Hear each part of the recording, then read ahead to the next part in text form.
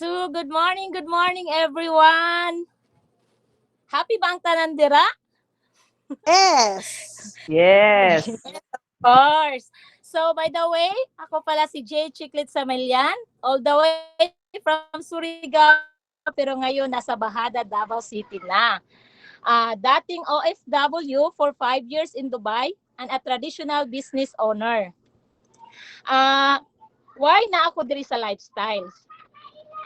Because sa akong mga health challenge. Mga health challenge gyud no, kay tungod na ako'y tonsil stone, na ako'y asthma, og na ako'y goiter. Siguro makita ninyo da sa picture ang akong goiter no.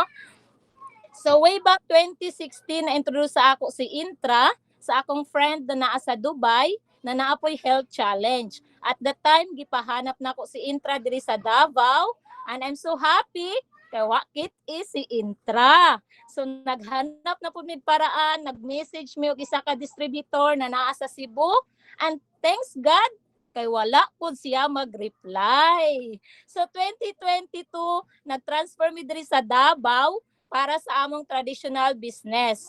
So after a year sa traditional business, I acquired a lot of sakit. So dito ko nagsuffer og abi na ko, buo na to akong katapusan kay 2 weeks kong naglubog talaga lahat ng medicine na gitake ko, nagiresita ng doktor, hindi na tinatanggap ng katawan ko, sinusuka ko na. So sabi ko, God help me. Give me another chance, tapos give me other way na sana ma-okay ako. Pagka morning na yon, I decide na mag-work ako sa aming traditional para lang talaga pagpawisan. But God is so good, kay ngano, that day, at that time, nailan ako ang akong angel upline na si Sir Jong Ata na forever yun na akong pasalamatan. So sa karon, dili pa man 100% talaga, pero dako na gid siya og natabang og kabag-uhan sa ako. Dili lang para sa ako, pati pud sa akong anak na asthmatic.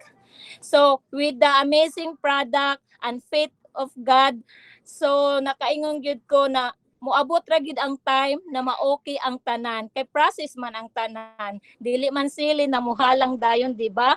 Kung sa una gihanap nako si Life o si Intra, karon mas nailan ako si Intra og ako nang nakauban siya. So mao lang kadto, I am a full-time lifestyler na ngayon. So mao lang kadto, thank you and to God be all the glory.